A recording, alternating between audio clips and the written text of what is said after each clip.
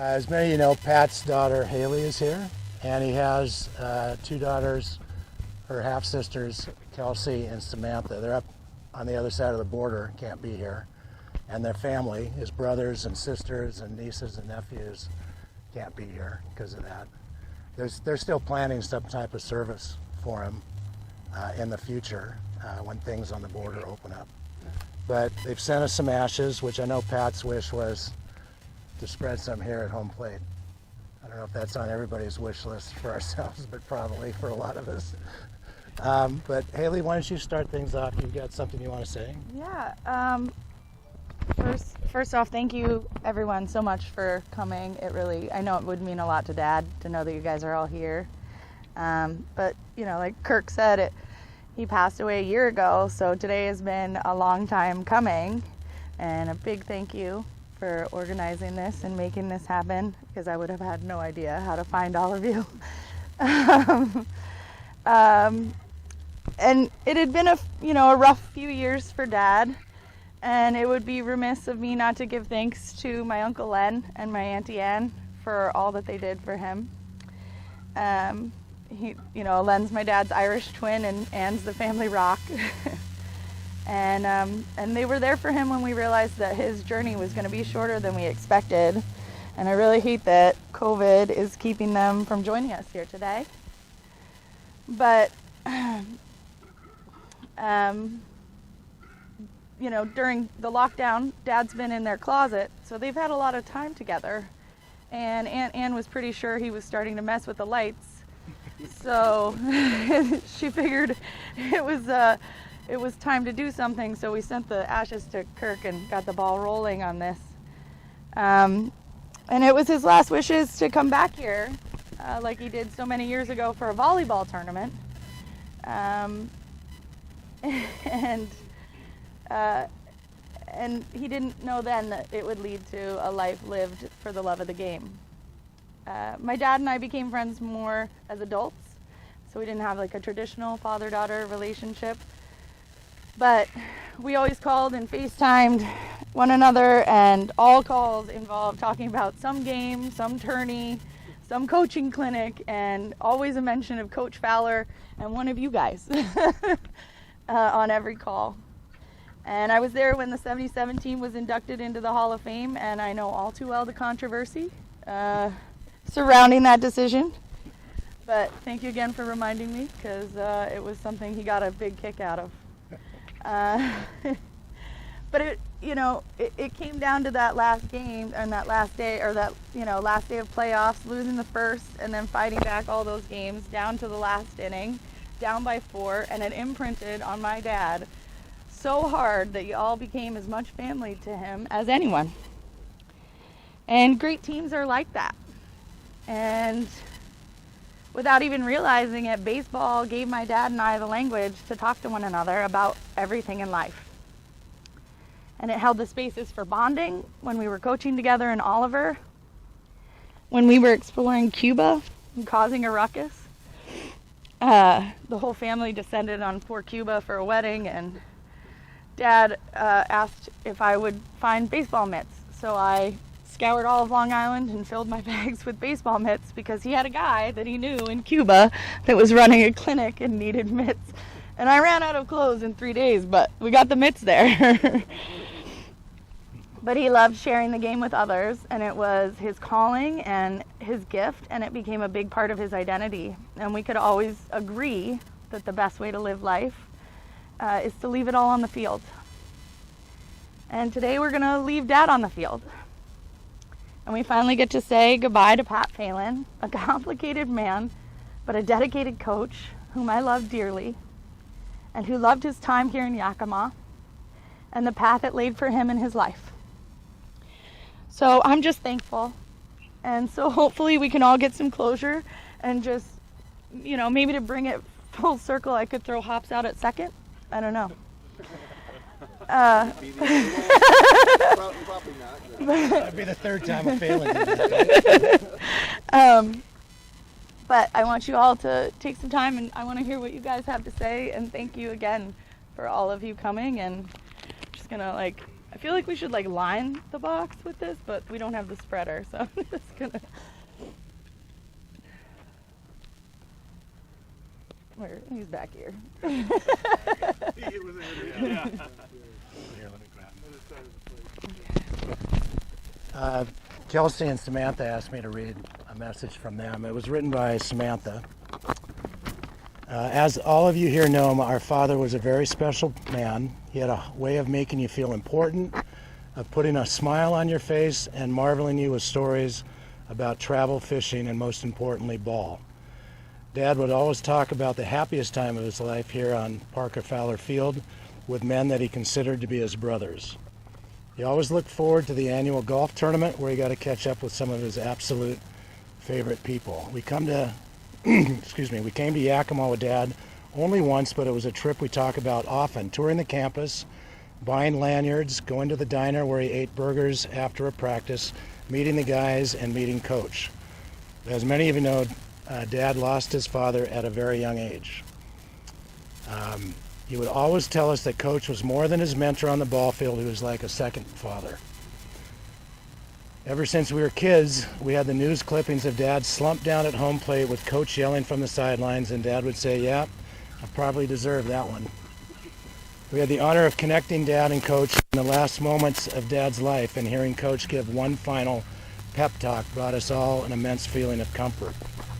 This last year, replete with a global pandemic and a general feeling of uncertainty, have been difficult for everyone, but Kelsey and I have the added pain of losing our father and not being able to have any closure in the way of a funeral, celebration of life, or even being around a group of people that knew and loved him. We were absolutely devastated when we learned the border closure had been extended just in the last couple weeks, and therefore couldn't be there today, but we're very proud of knowing that he's being honored. Want to thank Kirk for letting us to write something for him, for Kirk to read. This September, Kelsey will be marrying the love of her life. I think it's next week, right? Yeah. They've been together since they were 15. For 15. So Dad, Pat, knew her husband-to-be for 10 years, and he got to see her wedding dress, which was neat as a father, and thought it was the most beautiful thing he'd ever seen. Unfortunately, Dad passed before Samantha got to tell him that she's now engaged. But she was in Osoyoos last summer, or this summer, which I guess is at Eastern BC, or I'm trying to think that area. It's by, she goes, I was by the ball fields at Big League Experience in Oliver. How many people went to Oliver baseball camp? A couple of us? Cool. She goes, she feels closest to him there, so I could tell him all about that she was getting married. Our lives will never be the same, but just like the love of the game, the memory of our father will live on in those who knew and loved him, so he won't ever really be gone. I'd like to leave you all with one of the strongest memories I have with Dad. We'd load up his car, set off for a weekend volleyball tournament, and the green Ford Explorer that always seemed to be warm inside smells like hot rods and spearmint gum. There's a can of chew and about $50 in toonies. What are toonies? $2 toonies in the console. And we're listening to the Big Chill soundtrack on repeat. At the top of our lungs, we would sing, I guess she'd say, what could make me feel this way, my girl. Anybody, I thought we'd just open it up if you got some stories you'd like to share. We got to have a few Pat stories in our midst. Oh, we're turning it up. It's Glenn, you know. Just appreciate his love of the game, his that 77 season, he caught 7 games in 4 days, and as a catcher, that's an accomplishment. Coach said, you need a break, and he said, hell no, he wasn't coming out. So that's what Pat was. He was I don't know if I've met too many people that love baseball like him, and so pretty cool relationship he has with Coach Fowler. Us getting to see him means a lot. Coming back here means a lot to me. So that's love the guy. Gonna miss him. So I did not play on the 77 team. I came here to transfer on the 78 team. but Pat kind of treated me like one of his family members. And I had told him when I was summer after my freshman year in Ontario, Oregon, which you probably haven't heard of Yakima Valley College before. Anyway, I went there, and I said, hey, I played for this H&L Twins team from up in Surrey, BC, and we won. I tournament. I go. Anyway, that was him. But the love of the game was beyond belief. I got a chance to have him some bad lessons. He came down to Manhattan Beach. He's watching his pointers.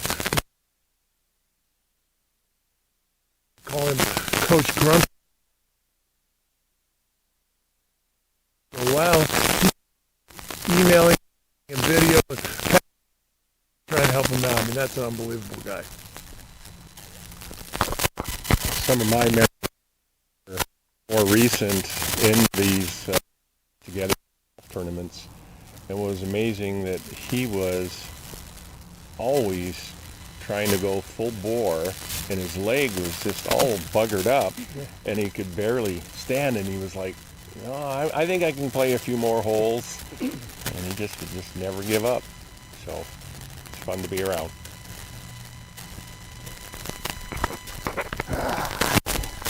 I wish I would have brought the article with me. It was a game we played here. Pat hit a home run right center, and I was playing right field when I could throw, and I threw a one hop to the dish, right to his glove, and he dropped it, and he swore to God that it flew over. It was a high hop, but it was right in his glove. And after the game, coach was like, how'd you miss that, Pat? And Pat's like, well, I didn't see the ball, coach. And then I wish I had the article. He was being interviewed by the paper afterwards, and they started talking about the throw that he dropped, and then the home run. And Pat said, "Yeah, you hit a home run." And he said, "Well, I didn't see that ball neither." I still have the article, so I can prove it. But yeah, he loved baseball. In fact, I thought he was going to play with us. I still mess around with it. And he touched base with me in 2015, and he flew into Vegas, and I thought he was going to play baseball, but when I didn't know he had prosthesis. I didn't know really, so I wheeled him out in a wheelchair, and he came and he wore a uniform, and he sat in the dugout in his wheelchair, and was like, coaching people if they asked him something. He wouldn't say nothing unless you asked him. He wouldn't. But just for him being there with us, he loved that. That was, I think, in 2015. And yeah, I'm gonna miss him. I was a sophomore. I was a freshman. He was a sophomore, so we weren't as tight as a lot of the other guys. But the last couple of years, we became a lot tighter. Appreciate that. Outside of Pat's wedding day, and maybe outside of you being born, that springtime in 1977 was probably his memorable time. After the tournament ended, when I texted him, I started every text with MVP. And that always got a response.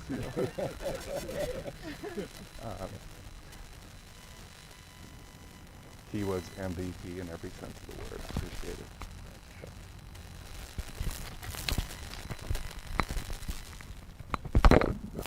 Yeah, Pat and I had kind of a yeah, we didn't get along so well. No need to hold back. And but by golly, I'll tell you, he was dedicated. He was best catcher I've seen ever in college baseball, and hate to see him go.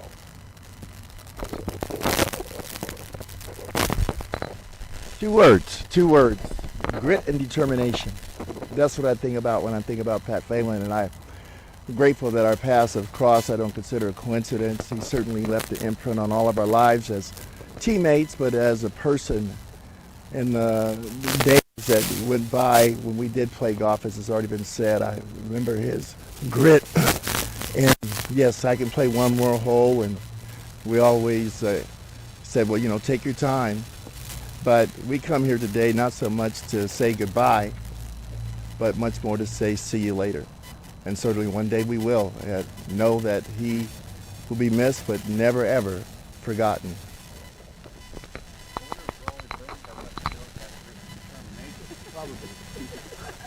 Well, it's funny you should say that because, you know, besides the fact that he threw me out of second base, which he never let me forget, you know. You stumbled. But, yeah, I didn't see it coming. I don't know. But I can remember sitting on the bench, and Raleigh and Grumpy were sitting there talking. Both had their gear on, and just the way they were talking and the way Pat's focus was on the game, you could tell that he was going to be a great coach. He was already a great catcher, but you could tell that he was going to be a great coach. Just watching him interact with Raleigh, you know. But it was inspiring, you know, to watch him just feed back with those two going back and forth, you know. So that's what I remember. The best part that I remember of him, when just feeding back with everybody on the dugout. So I will miss him. And thank you for inviting me, you know. George, how about getting away from the camera and got a couple of words, George? Okay. The camera was camera's over here, George. All right, well, I came down from Spokane like Hop, play ball down here, and I didn't know anybody here. Hop was gone, and so the very first person I checked in over here at the dorms, and the very first person I met at YVC was Pat Phelan. He was my resident advisor. And needless to say, he had double duty. He left it all on the field, and then he had to go back to the dorms, deal with all of us. Poor guy. Anyways, yeah, he was a great guy. Just gave everything he had, and I was lucky to know him. So that's it. You know, as I've thought about Pat a lot, and knowing what he went through those last 5+ years, I wouldn't wish that on anybody, right? I mean, it wasn't one thing, it was one thing after another. And I think he spent almost a year in hospital beds, right? He was either in a hospital bed or a convalescent home with a 90-year-old in a bed next to him. And watching him battle to try to save his leg, and then that didn't work, and then thinking, well, the amputation was best, and now your life can get going again, and then his eyesight starts to go. And just seeing how he fought. You know, we all know he had dark days, you know, anybody would. But he fought. I'd talk to him a lot. I'd try to call him at least once a week, thinking I could lift his spirits, and by the end of the conversation, he was lifting mine. And I go through these minor things, and they're like high hurdles to me. And then I think about this guy who fought all this stuff for years and really never gave up, I think, till the very end. And talked so much about fishing then, and fishing with Len and his family, and Pat on different things, and had a great time and looked forward to so many more. So those are things that I'll be thinking about the next time I fish, is the times we had together, and I just love him. He was grumpy, but he was our grumpy, right? I always like being on the inside of that kind of joke, right? I do. It was a stick to get kids' attentions, and it worked. It wouldn't be the way I did it, but it really worked for him. And I just pray he's happy and at rest now. He sure is proud of his girls. He talked about you, Haley. He talked about you, Kelsey, and Samantha. You were in his heart all the time. He loved his family, Len, his brothers, sisters, nieces, nephews. And he loved this brotherhood we have. I mean, it's amazing that you could put out an email and look at us here this morning. There's a tug there about this place. Every time I come over those hills from Ellensburg, I'm so excited coming to this crazy place. Magical, you know, it was just a magic. And I'm just thankful for him. I'm thankful for all you guys, even the 77. I told you, you know, I was telling last night, I came over and saw all 6 games of the Winds, and it was an amazing run. It was so amazing, going crazy for you guys and watching him have all the success, but you guys were an incredible group. So I know that, you know, somehow I got a hat. I don't know if Dan felt sorry for me at some point and gave me a hat, but I know Pat, you know, you were saying, Haley, he treasured being a part of what that happened. Not because he was the MVP, but because of what the team accomplished. Yeah.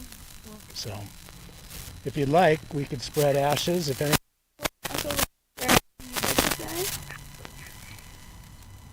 Well, the only thing I can say is I'm glad everybody could make it, and it would make Pat very happy. It's too bad that he's left us so early, and we miss him. That's all I can say. Thanks, Len. Love you. All right. Well, anybody want to do some spreading?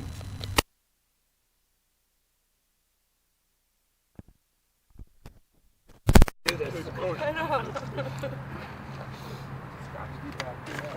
it kind of like this. I think we might be starting a new tradition. Maybe you can lift it up.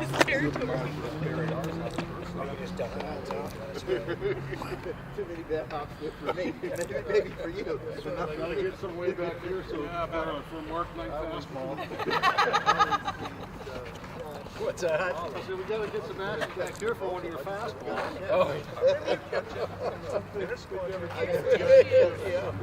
over. You understand?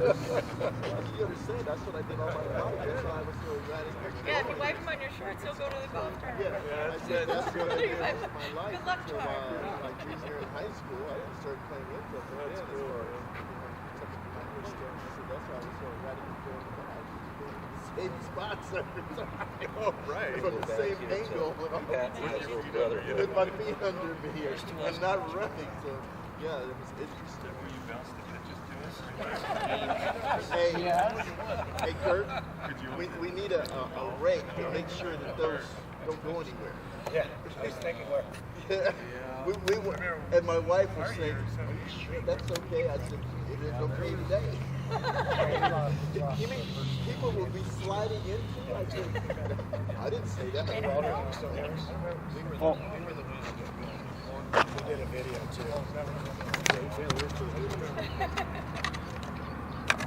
That's a rake around the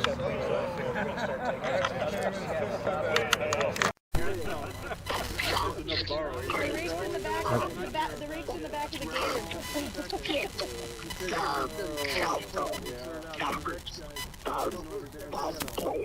Yeah. Yeah, no problem. I'll be happy to do that. You bet. Take care. All right, take care. My love. You got it. Love you, brother. Take care. Bye-bye. Good job. Well, hey, let's get rid of all this stuff. Come on. Yeah, right. I remember those. Maybe we should save that for when it's raining out. So we do a little diamond drive.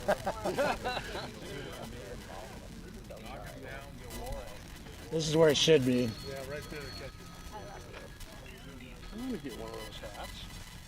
Except for 77. Dan is the one that makes